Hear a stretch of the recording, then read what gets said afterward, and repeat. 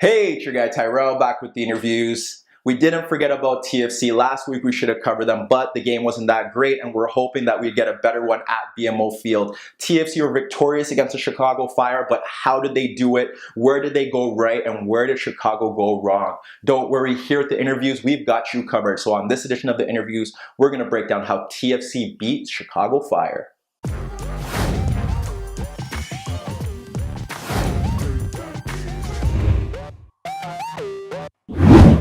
TFC Chicago Fire at BMO Field. They played each other a week ago in Chicago. Wasn't the best game. TFC relying on moments of brilliance and a goalkeeping error to get the 3 points that were much needed. They needed 3 points here. How are they going to do it? How are they going to break down a Chicago side that probably would play more reactive at BMO Field? When we do break it down, we have TFC in a 3-5-2. Jovinko Altidore up front. Osorio and Vasquez ahead of Bradley. And as wing backs Morgan and Morrow. You look at what Chicago were trying to do, more of a 3-4-2-1. You had Nikolic up front, Katai and Campos in the wide areas. In midfield, you had Bronico and you had Hasler and you had Schweinsteiger just dropping in between the center backs, which was one of the key features of this game. So what happened in the first half? Why was it so scrappy? It was down to Chicago. The way they pressed, ensuring that TFC's key players couldn't get on the ball, ensuring that TFC couldn't play out of the back. Schweinsteiger sliding in here was to ensure that there wasn't 2v2 up front, which is what TFC wanted, and he did play a key role, breaking up crosses that came through the box, stepping into Jovinko when he tried to drop a bit deeper, looking to build from the back. That's what Schweinsteiger was there for. They gave up the midfield. They allowed Bronico and Hasler to sit a bit deeper to kind of block off passes into those spaces and to ensure that Vasquez and Osorio couldn't really get forward. From the front, they stuck with Nikolic sitting on Bradley. They looked to get Campos and Katai to stay on Mavinga and Vanderveel to ensure that they couldn't get forward. They wanted Zavaleta to carry the ball to the back. That did happen on a few occasions, and we saw that when they did stray away from this, they did encounter some issues. You look at the opening stage of the game, Katai not following Mavinga. He steps forward. Vasquez is able to pick up the ball in that pocket of space. Jovinko makes the run in between the center back and the wing back in Ellis, picks up the ball, earns a corner through the half spaces. That's one warning sign there. Another warning sign, what we saw throughout, well, in the first half that could have actually built to something bigger, was the fact that Vanderveel would step forward when they did drop a bit deeper and when they looked to press three. And what happened was that if they pressed him, then Bradley would be free, and that was a key opportunity. There was one time where Bradley played a long diagonal out to Altidore.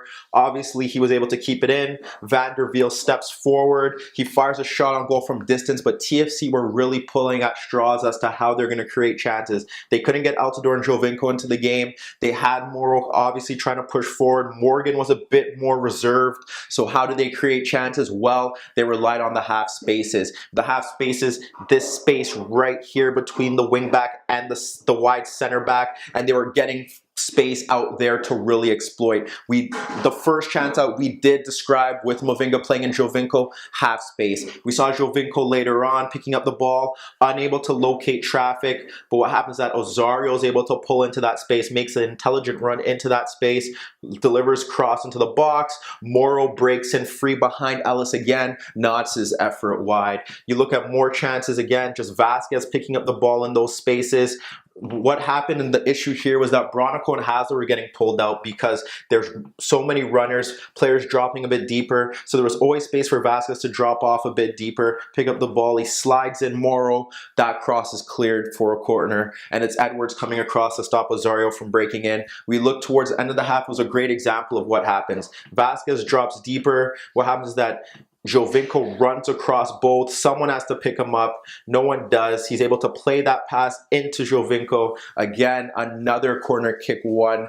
Schweinsteiger coming across, but that's where TFC were getting their chances. The other problem was the fact that Chicago didn't have a counter-attacking threat. Nikolic isn't fast. Katai, whenever he tried to break forward, he was often doubled up, and that was a big problem because Ellis wasn't looking to get forward. Their main threat came down the left through Raheem Edwards. And what happened there was the fact that when TFC dropped off into their base shape, they often stayed into more of a narrow 5-3-2. So they had their markers run. They had their star players staying up high, 3v2, 5 at the back. And what happens here is that he's able to move forward because what happens here is that you have Campos dropping in. So now you have Morgan against Edwards. You would have the midfield step a bit forward. You'd have Schweinsteiger moving there as well. So the midfield three wanted to ensure that Chicago didn't dominate that space. What you have here is Edwards often cutting in, trying to create something out of nothing. No runners, no players making darts in behind. That was their big problem. What they were so good at, and we saw this in the second half, crosses into the box, into Nikolic. Edwards often looking to cut in, not looking to beat his marker 1v1, trying to get cross into the box, and that's where they struggled. They only had one real chance in the first half, and that was Bronico firing a shot on goal from distance that Bono was able to push away. What happens in the second half? TFC make changes. They take off Morgan, they bring on Delgado, they move to more of a 4-4-2 diamond. Vasquez a bit higher, Osorio and Delgado pushing into wide areas, and then you have Bradley a bit deeper. Nothing really changes for Chicago, but it's the fact that they drop off a bit deeper, because what happens now is the fact that the fullbacks are getting forward. Morrow's getting forward, Van der Veel's getting forward, Chicago dropping into their 5-4-1 without the ball, as they did throughout the game. They have one player on, Nikolic on Bradley, trying to sit there, but look what you have now. Wide players push forward. Where do you track the runs? How do you really break through? TFC in the opening stages of the second half, playing long balls into Altidore, trying to get long balls into Jovinko, being more direct, playing quicker balls into them. But the goal that they score stems from, again, a moment of brilliance. It stems from Vasquez dropping off deeper, nutmegging Nikolic. Then he plays the reverse pass into Jovinko, nutmegs Hasler. What happens now is that you have two players sucked in. Ellis is sucked in. Osorio makes that darting run into that half space. Jovinko finds him, cross into the box. Delgado breaking in. No one tracking him. Nods his effort on goal. Keeper saves it. The loose ball is there scrambling. Vasquez can get to it. Morrow can't get to it. Altidore taps it in. That's where they were really finding joy after. Was the fact that now Jovinko, playing in a bit more deeper role, was finding Altidore.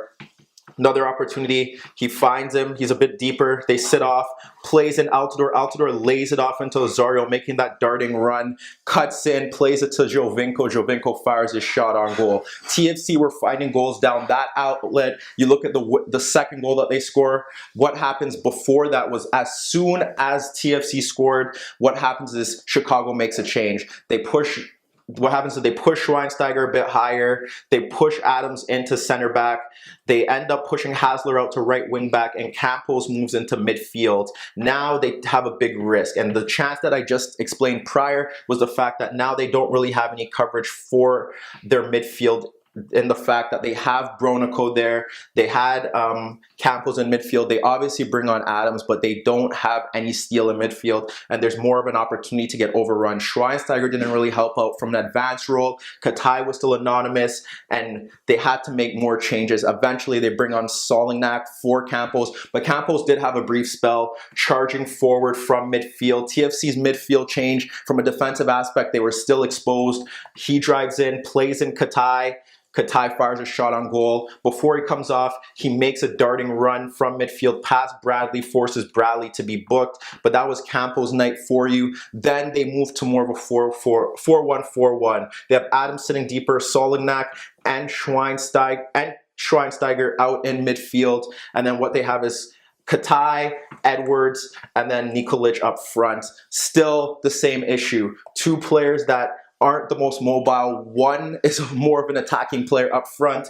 Adams with more space to cover in midfield. Ellis pushing out to Altidore. Osario's able to break free. They get their counter-attacking goal in that sense in transition. Then they break again. Jovinko from deeper, playing it into Altidore. Who runs at Ellis, finds Jovinko breaking in through that midfield, fires his shot off the post. Chicago's best chances in the second half stemmed from crosses from deep. Hasler finding from right wing back, finding Nikolic, doesn't get his shot on goal. Schweinsteiger, after they go 2-0 down, plays a long diagonal into Edwards, breaking in behind Zabaleta and Van der Veel, brings it down but can't fire his shot on goal because Mavinga blocked it. But when you break it down as a whole, TFC struggled in the first half. They found spaces in the half space to create their few handful of chances. Then what happens is they weren't really pressed by a counterattack. Mavinga got tired of the game. Nikolic is too slow. Edwards wasn't getting crosses into the box. Chicago didn't really have a route to goal. In the second half, they delivered a few crosses. They played a bit more direct. That did lead to a few chances, but TFC moving to a 4-4-2 diamond, playing a bit more direct, and simply having the better players led to moments of individual brilliance